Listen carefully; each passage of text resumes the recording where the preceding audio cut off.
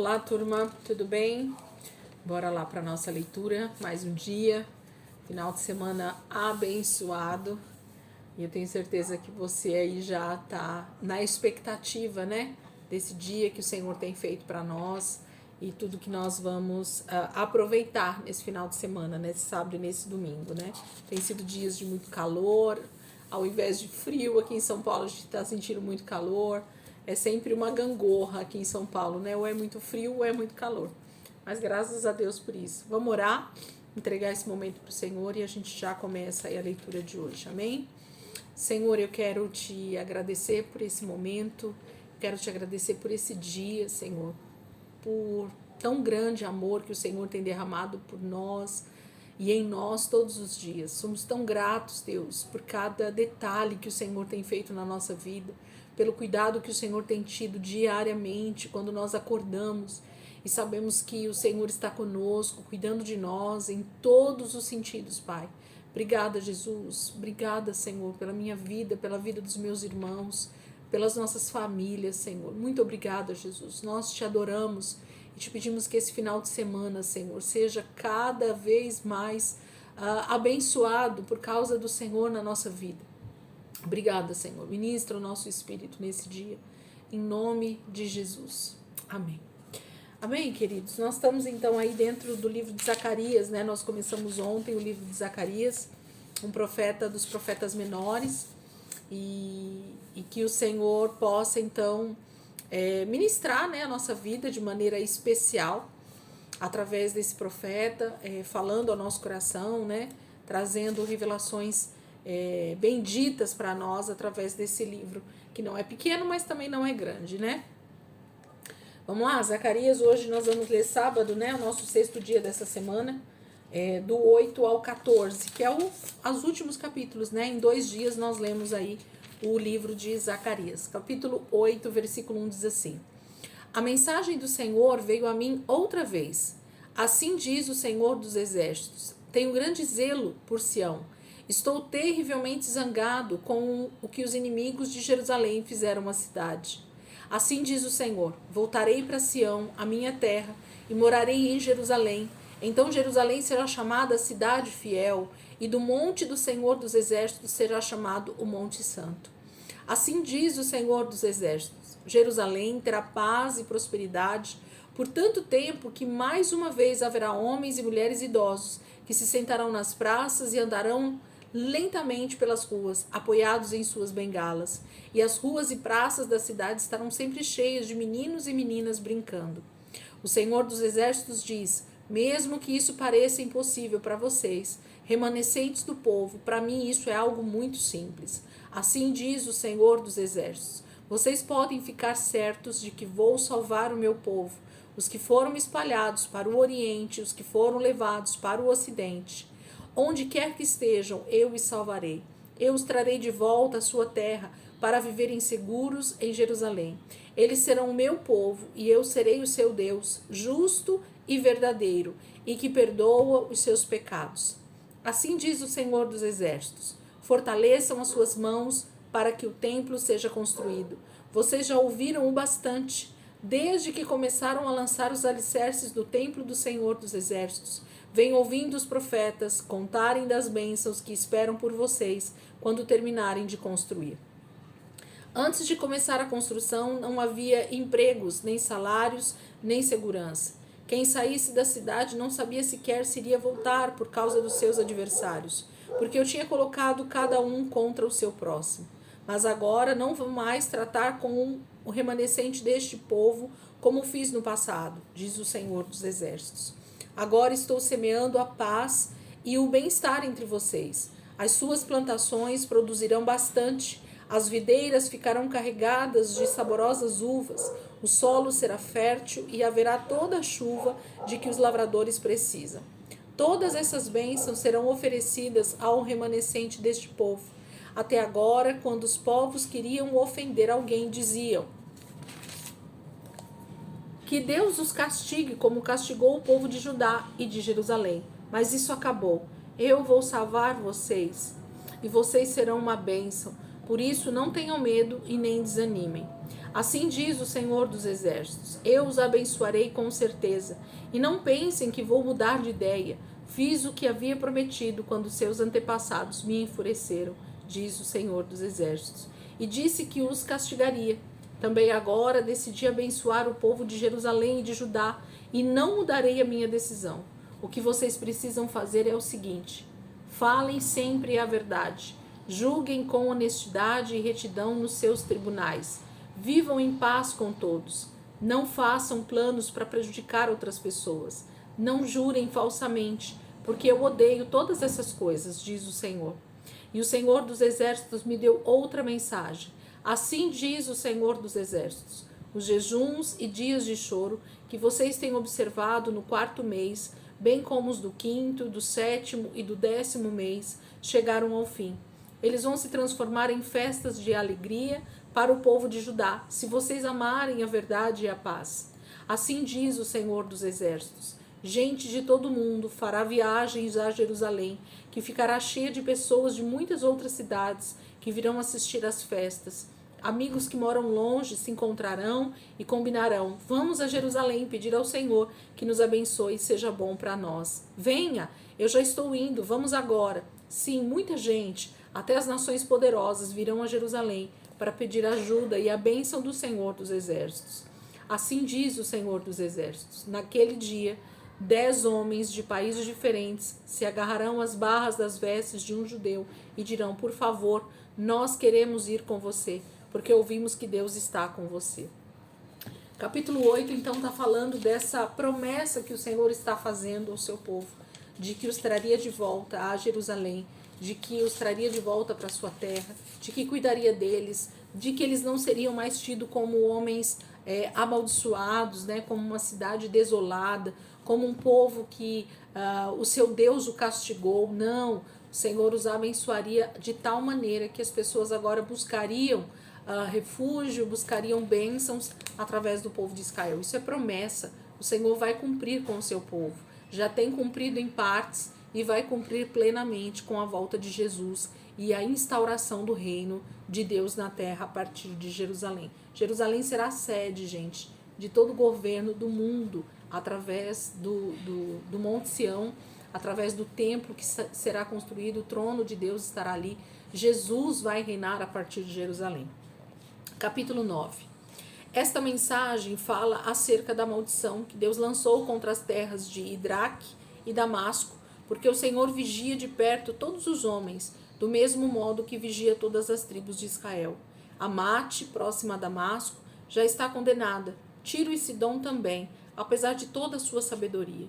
Apesar de Tiro possuir muitas fortalezas e soldados bem armados, apesar de ser tão rica que a prata e o ouro valem mais que pó, o Senhor vai destruir suas riquezas e jogar as fortalezas de Tiro dentro do mar.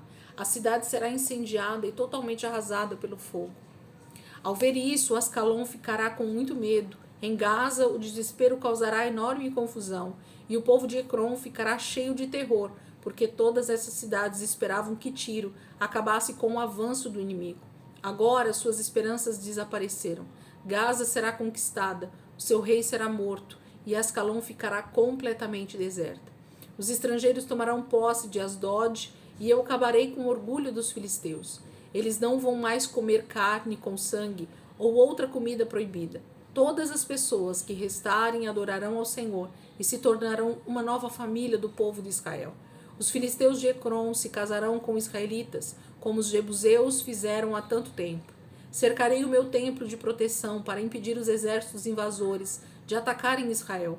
Vou vigiar de perto seus movimentos e os manterei longe de Israel. Nenhum opressor passará por cima do meu povo. Alegre-se muito, ó filha de Sião. Grite de felicidade, Jerusalém. Vejam todos, o seu rei está chegando. Ele é o justo, o vencedor, humilde e vem montado num jumentinho. Um jumentinho, filho de jumenta. Ele vai acabar com os carros de guerra de Israel e os cavalos de Jerusalém, e os arcos usados na batalha serão destruídos. Ele trará paz a todos os povos do mundo. O seu reino irá de mar a mar, do rio Eufrates aos confins da terra. Eu libertarei os seus prisioneiros de um poço seco, por causa da minha aliança que fiz com vocês, selada com sangue.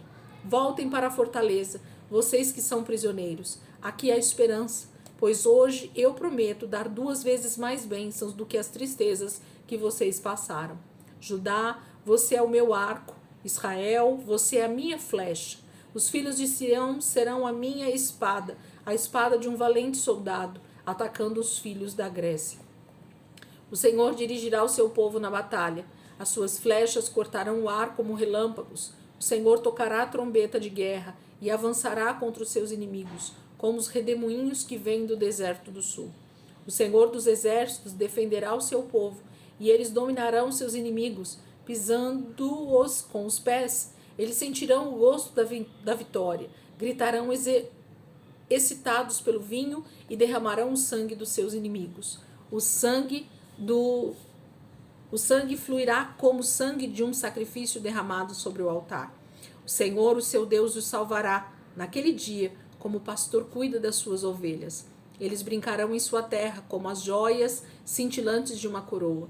Tudo vai ser belo e maravilhoso. Vai haver tanto alimento para o povo que o trigo dará força aos rapazes e o vinho novo fortalecerá as moças. Promessas de restauração, né? O Senhor está dando, ao invés de maldição agora, as palavras de bênção para o seu povo, que então decidiu obedecer, decidiu estar pronto a lutar com o Senhor, a estar do lado do Senhor, né? Em todas essas circunstâncias, a reconstruir tudo aquilo que foi derrubado, debaixo de total obediência. A obediência vai ser o alicerce no reino de Deus e de tudo aquilo que o Senhor vai restaurar. Capítulo 10.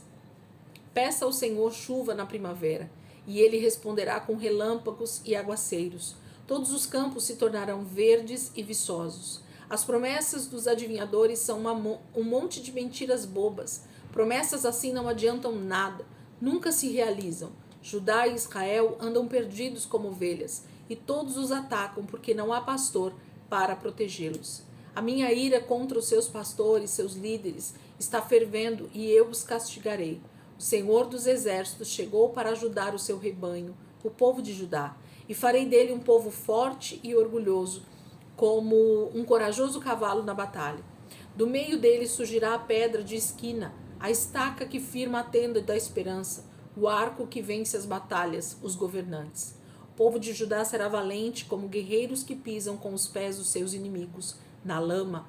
O Senhor está do lado deles na luta, e assim derrotarão os inimigos montados a cavalo. Eu fortalecerei a tribo de Judá e salvarei a casa de José. Eu os restabelecerei porque os amo, e será como se eu nunca os tivesse rejeitado, porque eu sou o Senhor, o seu Deus, e responderei às suas orações. Os homens de Israel serão como guerreiros valentes, serão alegres como quem tomou bom vinho. Seus filhos também verão a bondade do Senhor e ficarão contentes. Seus corações se alegrarão no Senhor. Quando assobiar para eles, virão correndo, porque eu os comprei novamente para mim. Eles serão novamente tão numerosos como antes. Embora eu os tenha espalhado entre as nações e povos distantes, eles se lembrarão de mim. Viverão com seus filhos e voltarão à sua terra. Eu os trarei de volta do Egito e da Síria e os levarei para as terras de Gileade e do Líbano. Crescerão tanto que não haverá espaço para todos. Eles atravessarão em segurança o mar da angústia, porque eu vou segurar as ondas. O rio Nilo secará, o orgulho da Síria será abatido e o poder do Egito se acabará. O Senhor diz ainda: eu fortalecerei o meu povo com o meu poder e andarão em meu nome. Promessas, promessas, restauração, redenção, né? O Senhor está dizendo o que será de Israel e do seu povo, de Judá, de Jerusalém, dos seus filhos, como o Senhor vai trazê-los de volta à sua terra. Todos que foram espalhados, o Senhor trará de volta. Isso tem a ver com essa restauração, né, do povo judeu, a sua terra, a sua dignidade e a tudo que Deus vai fazer com a volta de Jesus. E mesmo antes, né, tudo isso vai se iniciar um pouco antes da volta de Jesus e terminará depois com o reino milenar de Jesus. Capítulo 11. Abra as suas portas, ó Líbano, para que o fogo acabe com os seus cedros. Chorem, ciprestes, porque os cedros foram derrubados. Os cedros mais altos e majestosos caíram. Chorem e gemam, carvalhos de Bazã, pois a mata densa está sendo derrubada. Ouçam o lamento dos pastores, porque os seus famosos pastos foram destruídos. Ouçam os jovens leões rugindo, porque o belo vale do Jordão foi destruído. Assim diz o Senhor, meu Deus: vá arranjar emprego como pastor de um rebanho que está destinado para a matança, porque os compradores do meu rebanho o matam e eles não foram castigados por isso. Graças a Deus ficamos ricos, dizem aqueles que vendem o rebanho. Os seus próprios pastores não têm piedade deles. E eu também não terei mais pena dos habitantes desta terra, diz o Senhor. Eu os deixarei cair nas garras de seus líderes malvados e dos seus reis. Eles transformarão a terra em um deserto, e eu não livrarei o meu povo das suas mãos. Eu me tornei o pastor do rebanho que ia ser morto, as pobres ovelhas do rebanho.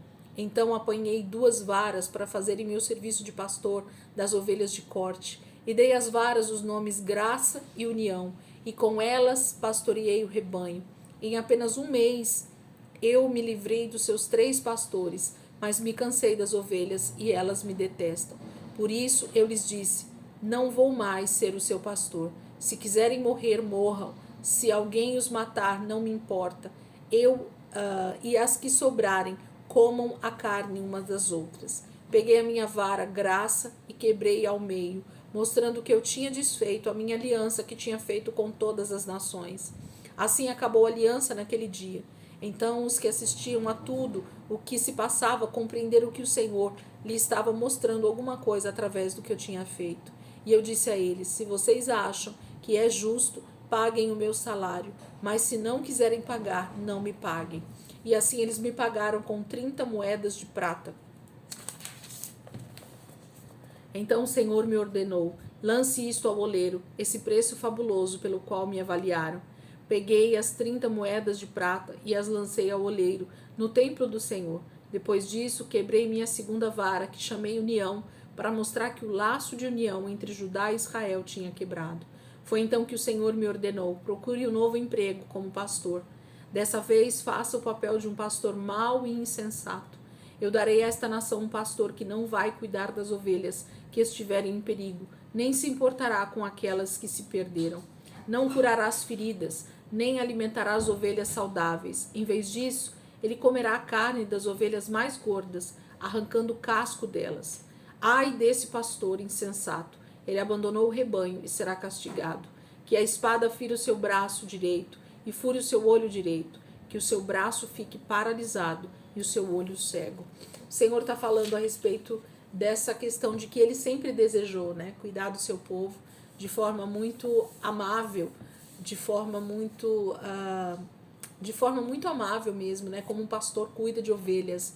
Mas infelizmente os malvados do seu tempo preferiram colocar as ovelhas à venda, preferiram lançar as ovelhas para o matadouro, né?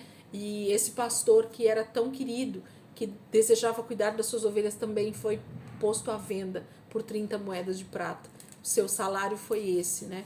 Então ele fala: então eu vou dar as ovelhas a um pastor que não se importa com elas. Quem sabe assim, né? Eles entendem o meu papel. Gente, são profecias tão profundas, mas que o Senhor deseja ministrar de forma tão clara para nós, se a gente for meditando na palavra. Eu espero que vocês possam ter um pouquinho mais de tempo com o livro de Zacarias aí, porque realmente é um livro que vale a pena ser estudado, não somente lido, até porque ele parece tão simples, mas ao mesmo tempo ele é muito profundo. Capítulo 12. Esta é a palavra do Senhor para Israel. Anúncio do Senhor que estendeu os céus, colocou os alicerces da terra e formou o espírito do homem dentro dele. Eu farei de Jerusalém uma taça de vinho que embriague todas as nações vizinhas, que mandarem seus exércitos cercarem Judá e Jerusalém. Jerusalém será uma pedra pesada, embora as nações se unam para tentar tirá-la do seu lugar, e acabarão sendo esmagados pela pedra. Naquele dia, diz o Senhor, farei com que os cavalos fiquem apavorados e os cavaleiros loucos. Tomarei conta do povo de Judá, mas cegarei os cavalos dos seus inimigos. As famílias dos judeus dirão umas às outras: o povo de Jerusalém achou força no Senhor dos exércitos, o seu Deus. Naquele dia farei das famílias de Judá um pequeno fogo que queima uma grande floresta. como uma pequena tocha entre os gravetos. Eles incendiarão as nações vizinhas, a leste e a oeste, enquanto o povo de Jerusalém permanece seguro em sua própria cidade. O Senhor salvará primeiro as tendas de Judá, para que a honra dos habitantes de Jerusalém e da família real de Davi não seja superior à de Judá. O Senhor protegerá os habitantes de Jerusalém. O mais fraco entre eles será forte e valente como o rei Davi.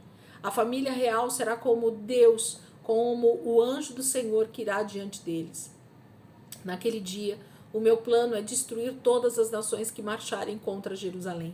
Então derramarei o espírito de ação de graça e de oração sobre a família de Davi e sobre todo o povo de Jerusalém.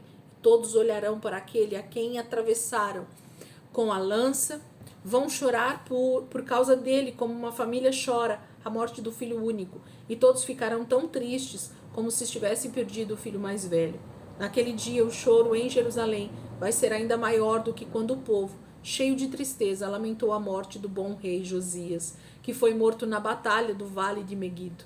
Todo o povo de Israel vai chorar, cada família separadamente chorará, a família dos descendentes de Davi, a família dos descendentes de Natã, a família dos descendentes de Levi, a família dos descendentes de Simei, e todas as demais famílias. Cada família vai chorar em particular os maridos separados das esposas. Capítulo 12 fala a respeito do próprio Cristo, né, sendo entregue, e ao mesmo tempo da volta de Jesus, que vai ser debaixo de tanta guerra, né? O próprio Armagedon vai ser terrível. E aí quando eles reconhecerem Jesus voltando sobre as nuvens, né, sobre o seu cavalo nas nuvens, eles então vão lamentar por todas as guerras que foram feitas, por todas as matanças que foram feitas, por tantos filhos de Israel que foram mortos, e que não precisaria se eles tivessem então reconhecido o Messias, né, reconhecido o Senhor. Mas o Senhor vai perdoá-los e há uma restauração pronta a ser feita em Israel a partir da volta de Jesus, né, e de tantas coisas. Capítulo 13. Naquele dia haverá uma fonte que jorrará para o povo de Israel e os habitantes de Jerusalém, para limpá-los de todos os seus pecados e impurezas.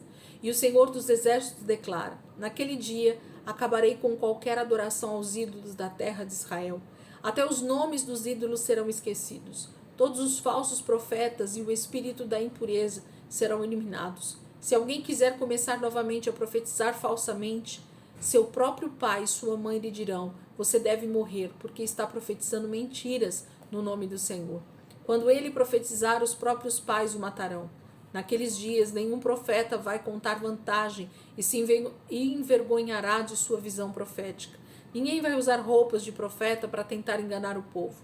E se perguntarem a alguém se é profeta, ele responderá: Eu não sou profeta, sou lavrador, trabalho no campo desde criança. E se alguém lhe perguntar: e onde você arranjou essas cicatrizes no peito e nas costas? Ele responderá: é que eu me meti numa briga na casa de uns amigos. Acorde, ó espada, ataque o meu pastor, o homem que é o meu companheiro, diz o Senhor dos Exércitos. Fira o pastor e as ovelhas se espalharão, mas eu voltarei para cuidar das pequeninas e consolá-las. 2/3 do povo de Israel serão mortos, mas sobrará 1/3 sobre a terra, diz o Senhor. Eu farei essa terça parte passar pelo fogo e a purificarei como o ouro e a prata, que são purificados pelo fogo. Eles confiarão em mim e invocarão o meu nome. Eu os ouvirei e direi: vocês são o meu povo. E eles dirão: o Senhor é o nosso Deus. Capítulo 13 também fala, né, dessa questão do pastor ser ferido e as ovelhas serem dispersas. Mas o Senhor reunirá tudo isso novamente, né? E haverá um tempo em que o temor do Senhor será o princípio de Israel, será a base, né, da vida do povo de Israel, porque eles vão temer o Senhor, eles vão realmente crer na palavra do Senhor. Tudo será restaurado, o Senhor purificará o seu povo, como purifica a prata e o ouro, né? Vai ser tremendo a restauração de todas as coisas. Capítulo 14, que é o nosso último capítulo de hoje, né? Deixa eu abrir aqui. Capítulo 14. Fiquem atentos, porque o dia do Senhor está se aproximando. Nesse dia, o Senhor reunirá as nações para lutarem contra Jerusalém. A cidade será conquistada, as casas saqueadas, as mulheres violentadas, e metade da população será levada para o cativeiro. A outra metade ficará em Jerusalém. Então o Senhor aparecerá totalmente preparado para a guerra, pronto para lutar contra essas nações. Naquele dia, os seus pés pisarão o Monte das Oliveiras, que fica a leste de Jerusalém. O monte se dividirá ao meio, formando um vale muito largo, de leste a oeste. Metade do monte se deslocará para o norte e a metade para o sul. Vocês escaparão pelo vale, porque ele se estenderá até os portões da cidade. Sim, vocês fugirão como o povo de Israel fugiu do terremoto, no tempo de Uzias, rei de Judá. Então o Senhor, o meu Deus, virá com todos os seus santos. Naquele dia não haverá mais calor nem frio. Só o Senhor sabe como isso vai acontecer. Não vai haver o dia e a noite como sempre houve. Mesmo à noite haverá claridade. Em Jerusalém haverá uma fonte de águas frescas que fluirão. As águas dessa fonte correrão para o Mar Morto e para o Mar Mediterrâneo, tanto no inverno como no verão. O Senhor será rei em toda a terra. Naquele dia haverá apenas um Senhor, e o seu nome será o único nome. Toda a terra, desde Gebá, a fronteira norte de Judá, até Rimon, a fronteira sul de Judá, se transformará numa enorme planície. Mas Jerusalém ficará no seu lugar elevado, indo desde a porta de Benjamim até o lugar da velha porta, daí até a porta da esquina, e desde a torre de Ananel, aos tanques de prensar uvas do rei. Jerusalém será habitada, finalmente em segurança. Nunca mais será amaldiçoada ou destruída. O Senhor mandará uma praga contra todos os que lutaram contra Jerusalém. Eles se transformarão em cadáveres ambulantes, como com a carne apodrecendo. Seus olhos secarão em suas órbitas e suas línguas apodrecerão nas bocas. Naquele dia o Senhor deixará as nações completamente confusas e apavoradas. Soldados de um mesmo exército vão lutar uns contra os outros e se matarão com as próprias mãos. Todo o povo de Judá estará lutando em Jerusalém. Toda a riqueza das nações vizinhas será recolhida. Grandes quantidades de ouro e prata e belas roupas.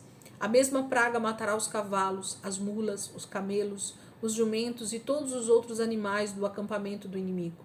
No final, os que entre as nações que atacaram Jerusalém sobreviverem à praga subirão a Jerusalém de ano em ano para adorar o Rei, o Senhor dos Exércitos, para celebrar a festa dos tabernáculos.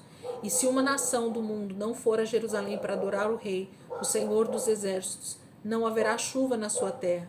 Se o povo do Egito não quiser vir, não terá chuva. Assim o Egito e qualquer outra nação serão castigados se recusarem a vir a Jerusalém para a festa de gratidão. Naquele dia, os sinos dos cavalos terão gravadas as seguintes palavras: propriedade sagrada. As panelas do templo do Senhor serão tão santas como as bacias que ficam ao lado do altar. A verdade é que todas as panelas e vasilhas de Judá e Jerusalém serão consagradas ao Senhor dos Exércitos. Todos os que vierem adorar poderão usar essas vasilhas para cozinhar os seus sacrifícios. Naquele dia não haverá comerciantes no templo do Senhor dos Exércitos. Capítulo 14 fala da reconstrução, de Jerusalém, a partir da volta de Jesus, dessa grande batalha que vai acontecer, e a partir dessa grande batalha e da instauração do reino milenar, dos 1000 anos do reino, onde Jesus vai reinar, restaurando todas as coisas, todas as nações da terra terão que ir a Jerusalém para adorar o Senhor. Ele será o rei de toda a terra.